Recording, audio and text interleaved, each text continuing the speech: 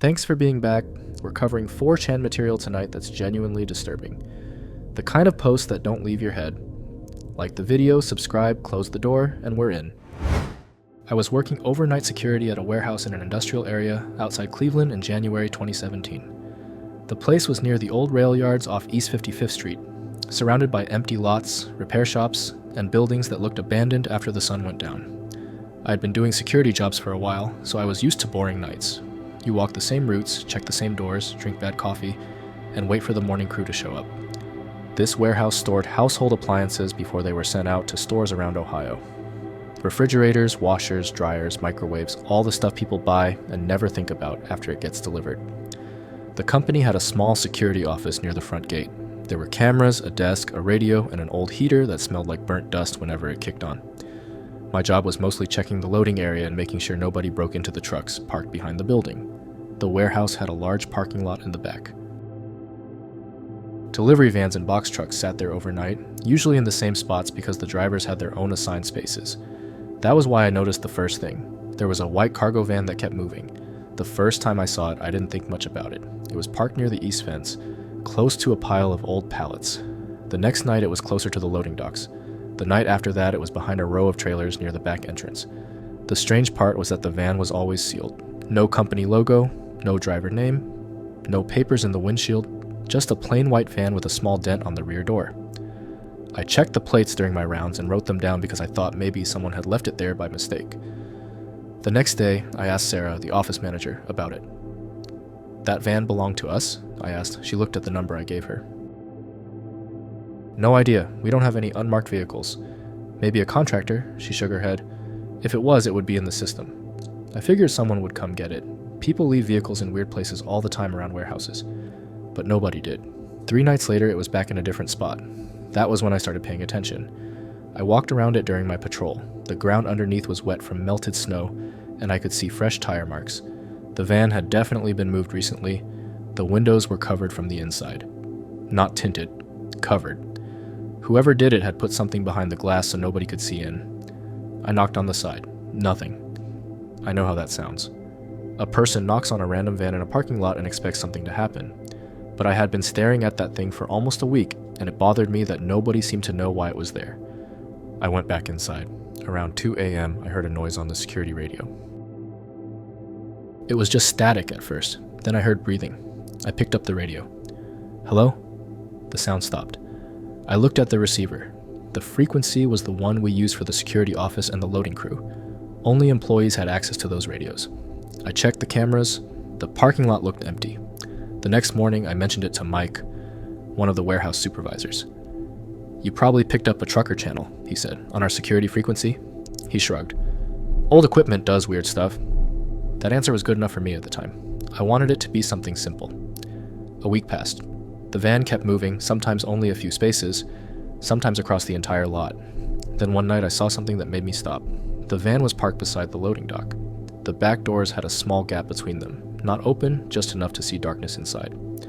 I grabbed my flashlight and walked over. The lock was still attached. I stood there for a few seconds listening. Nothing. I called the warehouse office from my phone and got the after-hours line. Nobody answered. I should have left it alone. I know that now. But at the time I was thinking about paperwork and getting blamed if something happened. If there was equipment inside, if someone had broken the lock, I needed to know. I cut the seal. The smell hit me first. It smelled like old fabric and canned food. I opened the doors. There was a mattress inside, not a sleeping bag, not a pile of blankets, a real mattress pushed against the side wall. There were bottled waters, food wrappers, a plastic bag full of clothes, and a small radio sitting on a wooden crate. I picked up the radio. It was turned on. The frequency was ours. I could hear the security office through the speaker. My own voice from earlier was playing through it. I dropped it. I backed away from the van and called the police. While I was waiting, I looked inside again from outside the doors. There was a cheap battery lamp hanging from the ceiling. Someone had made a place to stay.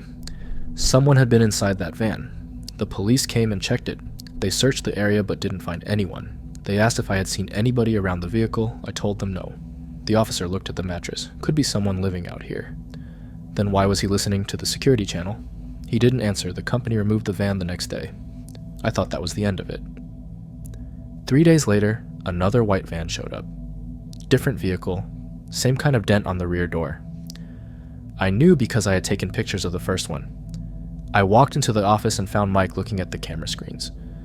"Is that another one?" I asked. He didn't reply. "What?" He pointed at the monitor. There was a man standing near the far side of the parking lot. He was wearing a dark jacket and a baseball cap. The camera angle was bad, so I couldn't see his face. Mike zoomed in. The man walked toward the vans, then he disappeared behind one of them. We checked the outside cameras. Nothing, no exit, no car, nothing. Mike looked uncomfortable. "Don't tell Sarah yet," he said. "Why?" He looked back at the screen. "Because I think I know who that is." The next morning, he told me about a former employee named Danny. Danny had worked maintenance at the warehouse. He was fired months earlier after stealing tools and getting into arguments with supervisors. Mike said Danny used to sleep in his van during rough periods because he had nowhere else to go. "How does he still get in here?" I asked. Mike looked toward the back door. "Some people know old places better than the people who work there." I started checking the vans every night after that. On January 23rd, I found the second van. It was parked behind the farthest row of trailers, where the cameras barely covered the area. The doors were locked, the tires were muddy. I called Mike. He told me not to open it. "Wait until morning," he said. I should have listened. Instead, I opened the rear doors. The inside was different. There was no mattress, no food, no radio, just empty space. I thought maybe I was wrong. Then I noticed the lock. The lock was on the outside, but the inside handle was broken. Someone had been trapped in there before. I stepped back. My radio turned on, static filled the speaker, then a voice said my name. Not clearly, almost like someone whispering from far away. I grabbed the radio. "Who is this?" Nothing. Then I heard a van door close. I turned around. The parking lot was empty. The next thing I remember clearly was waking up on the floor inside the van. The doors were closed. My flashlight was beside me. My radio was gone. The air inside was cold and smelled like gasoline. I tried the back doors. They didn't move. The outside lock had been attached. I started hitting the walls and shouting, but the warehouse was too far away. The metal swallowed the sound. After a few minutes, I heard an engine start. The van moved. I didn't know where we were going. I could feel every turn. The road was rough. The tires hit cracks in the pavement. I knew I had limited time. I started pulling at the inside panels. I had no tools, but the trim was already loose in places. Whoever had used the van before had damaged it. Behind the panel was wiring. I remembered the rear lights. If I could cause a problem, maybe the driver would stop. The van picked up speed. I pulled the wires apart with my hands. Nothing happened. Then I tried again. A few seconds later, I smelled smoke. The van slowed. The driver hit the brakes. I heard him leave the front seat and walk around the outside. That was my chance. I pushed against the ceiling panel until it cracked. It took everything I had, but the roof gave enough for me to climb through. I dropped onto the road. The van was stopped on the side of an access road outside the city. The driver ran when he saw me. Police searched the area, but Danny was gone. Later that morning, they found another van connected to the warehouse near an abandoned building. Inside was evidence that someone had been using it for months. They also found the body of an employee who had disappeared 2 months earlier. His name was never mentioned around the warehouse after that.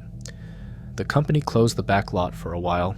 They replaced the cameras. They changed the locks. I quit before the end of the month. I never went back to that building. It was September 2020, a few weeks after I moved into a small apartment complex outside Portland, Oregon. I had been trying to make myself feel like I actually lived there, so on my second weekend I baked some cookies and walked across the parking lot to meet the neighbors. The complex was in a quiet area between Beaverton and Hillsborough, close enough to the city for my commute, but far enough away that most streets went dark after dinner. The buildings were older, with beige siding and narrow balconies, the kind of place where everyone knew which parking spot belonged to which apartment. The woman across from me answered the door before I had even knocked twice. She was older, maybe in her 70s, with short gray hair and a cardigan that smelled faintly like laundry detergent. She introduced herself as June and smiled when she saw the plate in my hands. "You're the new person in 214, right?" she asked. I laughed and said yes. She invited me inside for a few minutes. Her apartment looked exactly like I expected from someone who had lived there for years. Plants by the window, old family pictures, a little radio playing quietly in the kitchen. We talked about normal things, the weather, the grocery stores nearby, which roads got crowded in the morning. Then, while she was telling me which maintenance guy to call if I had problems, she suddenly looked toward my apartment. "Did anyone tell you about the guy across the way?" I thought she meant another neighbor who was annoying, so I asked what she meant. June lowered her voice. "The man in 219, or whatever number he says he's in." I looked across the hallway at the door she was talking about. It was 2 apartments down from mine. The blinds were closed, and I had never seen anyone go in or out. "He doesn't live there?" I asked. June shook her head. "Not that I know of. He changes stories. Sometimes he says he owns empty units. Sometimes he says he works for the company that manages the place. He carries keys."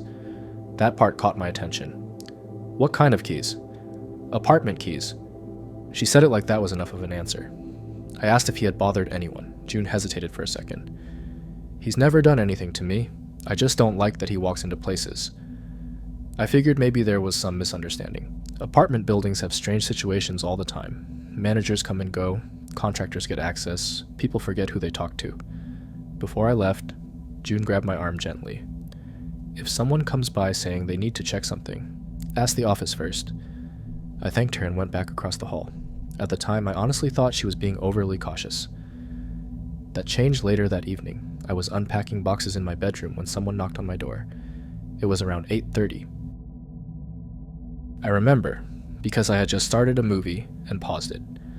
The apartment was quiet except for the refrigerator humming in the kitchen. When I looked through the peephole, I saw a man standing there. He looked like he was in his 40s. Average height, work jacket, baseball cap. Nothing about him stood out enough that I could describe him now. I opened the door but kept the chain locked. "Can I help you?" He smiled. "Hey, sorry to bother you. I'm Evan. I used to live here." I waited. "In this apartment?" He nodded. "Yeah, before the current tenant. I left something behind on the wall." I actually laughed because I thought he was joking. "What?" "A small box behind the drywall in the bedroom." The smile on his face stayed the same. I didn't answer. He continued. "Previous tenants do weird stuff. I had a place where I hid some documents. I thought I took everything out, but I guess I didn't. There were several things about that sentence that bothered me, but I couldn't explain why right away. First, he wasn't asking if he could check. He was talking like he already knew he would. Second, he knew I had a bedroom. Most people would assume that, sure, but something about the way he said it made me notice. "I think you have the wrong apartment," I said. He looked past me through the small opening. "No, this is it. Bedroom on the left side, right?" I didn't move. He kept talking. "There used to be a tall dresser against the wall. The vent is close to the floor near the corner. That's where I put it." My bedroom did have a vent near the floor in the corner. The dresser was mine, though. I had moved it there 2 weeks earlier. I closed the door. "Sorry, I can't help you." He didn't leave immediately. That was the part that made me step away from the door. For maybe 10 seconds, there was no sound. Then he said, "I understand. I just figured you want to know before someone else opens the wall." I heard his footsteps walk away. I locked the deadbolt. Then I called the property manager. The office was closed, so I left a voicemail. After that, I called June. She answered after one ring. When I told her who had come to my door, she went silent. "Evan," she asked. "Yeah." "Did he say he lived there?" "Yes." June sighed. "That's the name he used last time." My stomach dropped a little. "Last time?" She told me she had seen him around several months earlier. He had knocked on her door wearing a different jacket and said he was helping the management company replace locks. He had a key ring and seemed confident, so she let him in. "I thought he was maintenance," she said. "What happened?" "Nothing. He checked a closet, looked around, then left." I asked if she reported it. She said no. She had called the office the next day, but whoever answered told her they didn't have anyone scheduled. After that, I didn't want to stay there. I packed a bag and called a friend who lived closer to Portland. I didn't even bother taking everything, just clothes, my laptop, and a few things from the bathroom. Before leaving, I looked around my apartment one more time. Everything seemed normal. That almost made it worse. I slept on my friend's couch that night. I barely slept at all, honestly. Every noise from the hallway made me look toward the door. The next morning, I drove back with my friend. I wanted to check the apartment before deciding what to do. The first thing I noticed was my bedroom wall. There was a small hole near the bottom corner, behind where my dresser had been. Not a huge hole, just a damaged spot in the drywall, maybe the size of a coin. I moved the dresser completely away from the wall. Behind it was a gap leading into the shared ventilation space between apartments. I stood there for a long time. The man had described the location exactly. The property manager arrived about an hour later. She checked the wall, checked the hallway, and called the owner. They changed the locks on my apartment that day. The office also checked their records. There was no employee named Evan. There was no former tenant by that name listed for my unit. A few days later, June knocked on my door. She looked embarrassed. "I need to tell you something." She said she had actually given him keys twice. The first time he said he was with the management company. The second time he said he was checking vacant apartments after people moved out. She kept apologizing. I told her she couldn't have known, but she looked upset anyway. The strange thing is that nobody ever found out exactly how many apartments he had entered. The police took a report. The building checked old cameras, and the management company contacted other tenants. They found out he had been seen around several empty units in nearby buildings too. Then he was gone. No forwarding address, no explanation, no more sightings. I moved out a month later. The day I handed over my keys, I looked across the hallway at the empty apartment where he had claimed to live. The door was locked. The blinds were still closed. Before I left, the property manager told me they had found another damaged vent cover in a different empty unit on the same floor. They couldn't prove it was connected to Evan, but they replaced every lock in the building anyway. June moved out that winter. She left me a note because she didn't want to have another conversation about it. She wrote that she still felt stupid for opening her door to him, but I kept thinking about how normal he had seemed. That was the part that bothered me most. If I had looked through the peephole and seen someone acting strange, I would have ignored him. He wasn't strange. He looked like someone who belonged there. I noticed the shower running beside the pool right away. It was a little after 8 in the morning, already close to 90 degrees, and I had just let myself into a house in a gated community west of Las Vegas. The place was near Charleston, and the 215, one of those developments where every street looked copied from the same plan. I cleaned pools for a small company back then. Most stops were routine. Test the water, skim, check the pump, leave. This house had been added to my route the night before. The work order said the owner, Greg, was traveling, and the pool had turned cloudy. The side gate had a keypad. Greg had sent the code through our office. It worked. The backyard looked normal. Beige stucco, covered patio, 2 lounge chairs. The pool was kidney-shaped, with pale blue plaster and desert dust near the steps. I could smell hot concrete and chlorine. Then I heard water hitting tile. The outdoor shower near the back door was turned all the way on. Water ran over a clogged drain and spread across the patio. I shut it off.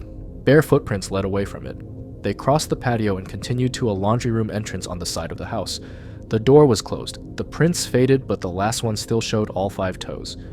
I stood there holding my test kit and tried to make it ordinary. Maybe Greg had left that morning, or a neighbor had permission to swim. I called the number on the work order. A man answered on the 4th ring. "Greg?" "Yeah." "This is the pool tech. I'm at your place. Your outdoor shower was running." He paused. "I'm in Oregon," he said. I looked at the laundry door. "Is anyone staying here?" "No, house should be empty." "Cleaner, landscaper?" "No. Why?" I told him about the footprints. He asked whether the back door was locked. I said I wasn't going inside, so he asked me to look through the glass. The sliding door was locked. The blinds were almost closed, but one slat was bent. Through the gap, I could see part of the living room. Nothing moved. Greg sounded annoyed more than worried. "Could be the landscapers," he said. "They use water sometimes." The landscapers were not barefoot and had no reason to enter his laundry room. I didn't argue. I told him I would service the pool and noted on the ticket. "Just make sure the gate latches when you leave," he said. That bothered me because the gate had closed behind me. I had heard the latch click. I started working. The equipment sat behind a low wall at the far end of the yard. The pump covered small noises. A few times I switched it off just to listen. Each time the yard went quiet except for distant traffic. I skimmed the pool. There were 2 beetles in the basket and a white shoelace caught near the main drain. I dropped it beside my tools and kept going. The filter pressure was high. I cleaned the pump basket, then walked toward my truck to get a replacement gauge. The side gate would not open. From inside, I only had to push the handle. It moved, but the gate stayed shut. I put my shoulder into it. Nothing. I looked over the top. A black slide bolt on the street side had been pushed into place. That bolt was not there when I entered. It sat inches from the keypad. I would have seen it. I called our dispatcher, Lisa. "Can you open the front gate remotely?" she asked. "Wrong gate. I'm locked in a backyard." She laughed because she thought I was kidding. I gave her the address and kept her on the line. Then a man's voice came from behind me. "Put the phone down." It sounded thin and metallic. I turned around. Nobody was in Greg's yard. Put the phone on the table. The voice came from the house next door. A 6-foot wall divided the yards. Above it, I could see half of an upstairs window. The blinds were closed. The voice was coming through a portable bullhorn. There was a small electronic squeal after each sentence. Lisa heard it. "Who is that?" "I don't know." "Get out of there." "I can't." The bullhorn clicked. "Blue shirt. Phone down." I was wearing our company shirt, light blue with the logo over the pocket. I crouched beside the pump wall so whoever was watching couldn't see my hands. I told Lisa to call security and the police.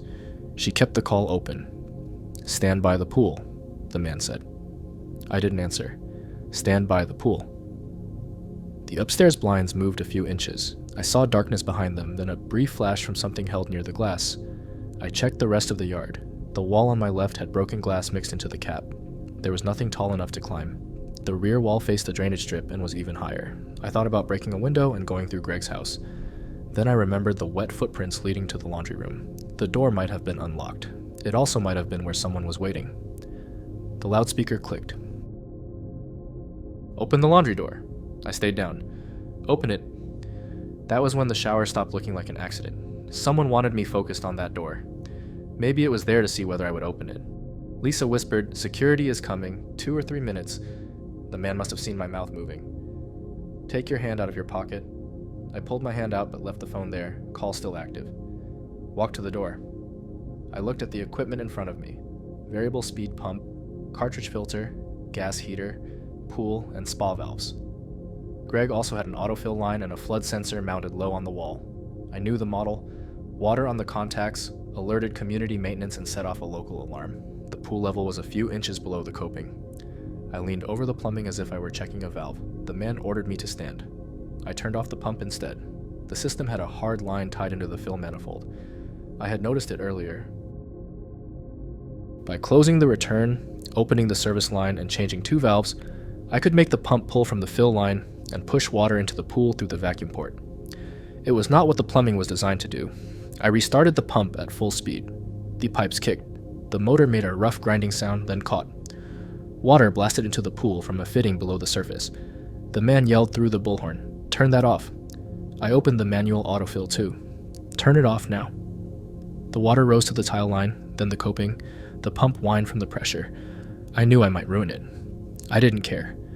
The upstairs blinds snapped shut. For about 10 seconds there was no voice. Then a gate slammed in the next yard. I stood enough to see over the pump wall.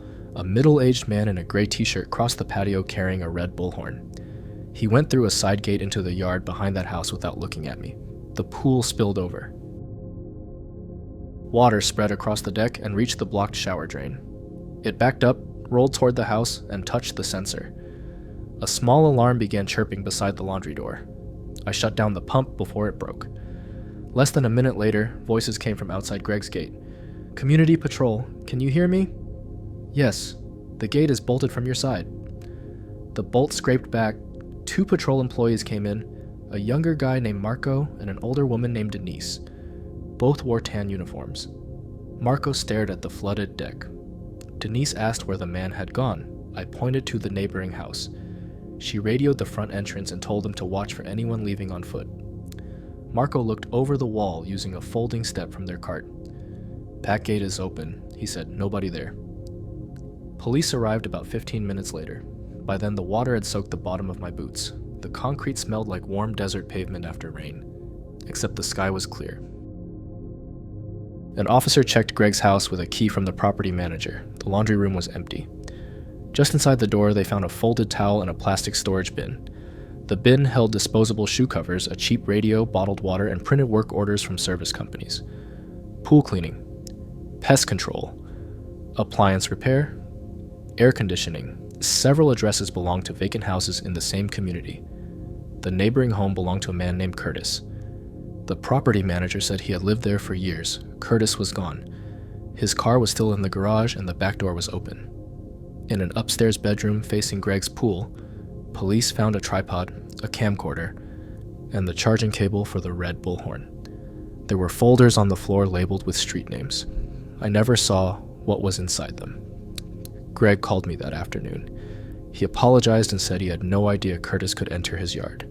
Police believed Curtis had copied codes by watching people use the keypads.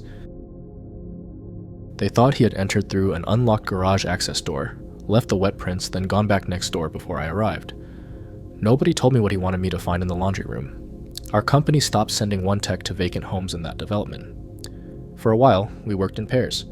Then the homeowners association changed the gate systems and acted like the problem was finished. Curtis was arrested months later in Arizona after a motel clerk reported him for using a false name. Lisa sent me the article. It mentioned trespassing and stolen identification, nothing about the work orders. I left one detail out when the police interviewed me. While I was waiting for Marco and Denise to open the gate, I looked at the upstairs window again. The blinds were shut, but the window beside them was open. Hanging from the latch was another light blue pool company shirt. It was not ours.